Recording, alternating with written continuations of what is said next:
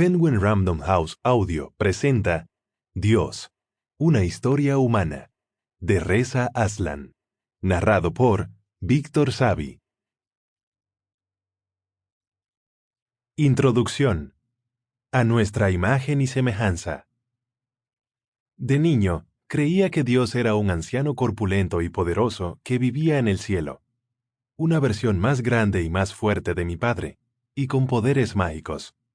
Me lo imaginaba apuesto y canoso, con una larga cabellera gris que le cubría los anchos hombros, sentado en un trono forrado de nubes, y cuando hablaba, su voz retumbaba por el cielo, sobre todo cuando estaba enfadado, como solía ser el caso. Pero también era tierno y amoroso, clemente y amable. Se reía cuando estaba alegre y lloraba cuando estaba triste. No estoy seguro de dónde saqué esta imagen de Dios. Quizá la viera en algún lugar, pintada en una vidriera o impresa en un libro.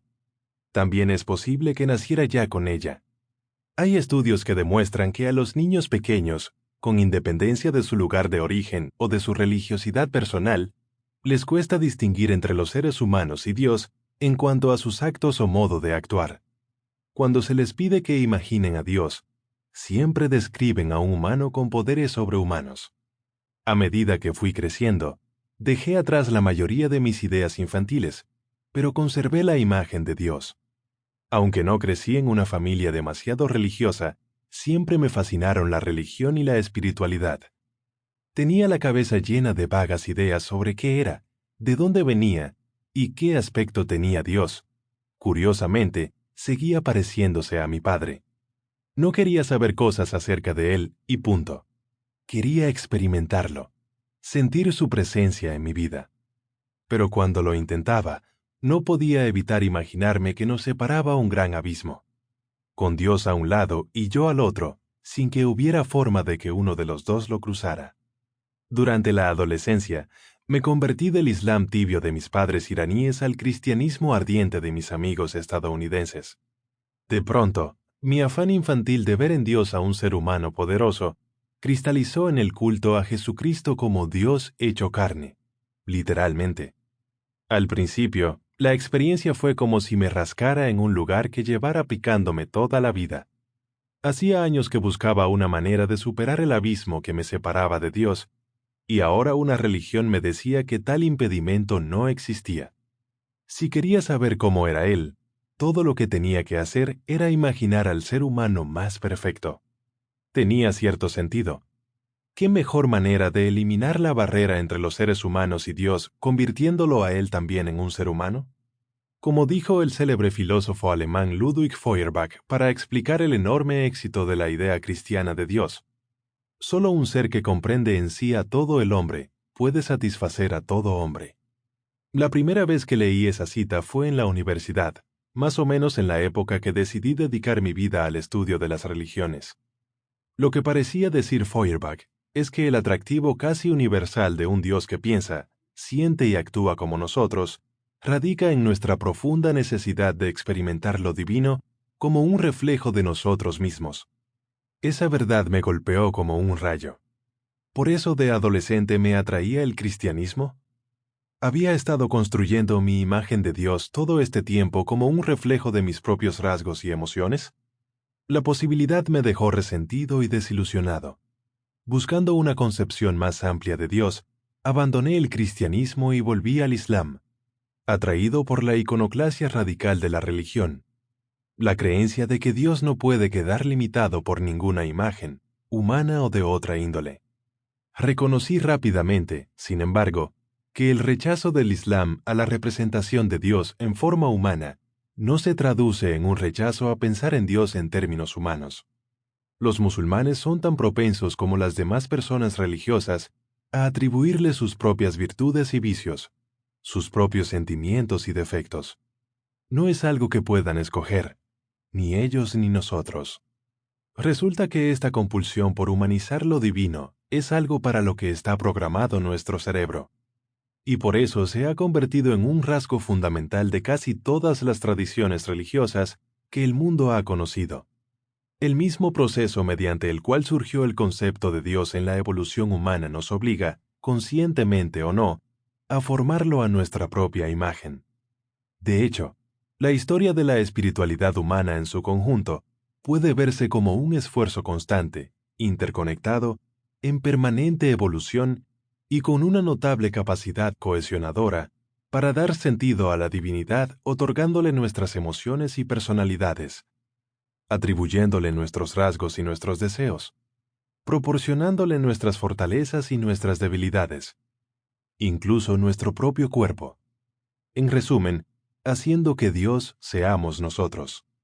Lo que quiero decir es que muy a menudo, aunque no nos demos cuenta, y con independencia de si somos creyentes o no, lo que la gran mayoría imagina cuando piensa en Dios es una versión divina de nosotros mismos, un ser humano con poderes sobrehumanos. Esto no equivale a afirmar que Dios no existe, o que lo que llamamos Dios sea por completo una invención humana. Ambas afirmaciones pueden ser ciertas, pero ese no es el tema de este libro. No tengo ningún interés en tratar de probar la existencia o la inexistencia de Dios, por la simple razón de que no puede probarse ni lo uno ni lo otro. La fe es algo que se elige. Quien diga lo contrario intenta convertirte. Eliges creer que hay, o no, algo más allá del ámbito material. Algo real. Algo conocible. Si, como en mi caso, optas por lo primero, entonces debes hacerte otra pregunta. ¿Quieres experimentarlo? ¿Quieres estar en comunión con eso? ¿Conocerlo? Si es así, puede que te sea útil contar con un lenguaje que te permita expresar lo que es fundamentalmente una experiencia inexpresable. Ahí es donde entra la religión. Más allá de los mitos y los rituales, los templos y las catedrales, los mandamientos y las prohibiciones que han dividido a la humanidad en bandos de creencias distintas y a menudo enfrentadas durante milenios. La religión es poco más que un lenguaje compuesto de símbolos y metáforas que permite a los creyentes comunicar unos a otros y a sí mismos la experiencia inefable de la fe. Lo que pasa es que, a lo largo de la historia de las religiones, ha habido un símbolo que destaca como algo universal y supremo, una gran metáfora de Dios, de la que derivan casi todos los demás símbolos y metáforas de casi todas las religiones del mundo. Nosotros, los seres humanos. Este concepto, que yo llamo el Dios humanizado, estaba clavado en nuestra conciencia cuando se nos ocurrió por primera vez la idea de Dios. Nos llevó a formular nuestras primeras teorías sobre la naturaleza del universo y nuestro papel en él. Dio forma a nuestras primeras representaciones físicas del mundo más allá de nuestro entorno. La creencia en dioses humanizados nos sirvió de guía como cazadores-recolectores, y luego, al cabo de decenas de miles de años, hizo que sustituyéramos nuestras lanzas por arados y nos pusiéramos a sembrar. Nuestros primeros templos, así como nuestras primeras religiones, los construyeron personas que consideraban a los dioses seres sobrehumanos. Los mesopotámicos, los egipcios, los griegos, los romanos, los indios, los persas, los hebreos, los árabes, todos idearon sus sistemas teístas en términos humanos y con imágenes humanas. Pasa lo mismo con las tradiciones no teístas, como el jainismo o el budismo, que conciben a los espíritus y devas que encontramos en sus teologías como seres superiores que, al igual que sus homólogos humanos, están sujetos a las leyes del karma. Incluso los judíos, los cristianos y los musulmanes contemporáneos, que tanto se esfuerzan por profesar creencias teológicamente correctas sobre un Dios único y singular que es incorpóreo o infalible, omnipresente u omnisciente, parecen obligados a imaginarlo en forma humana y hablar de él en términos humanos.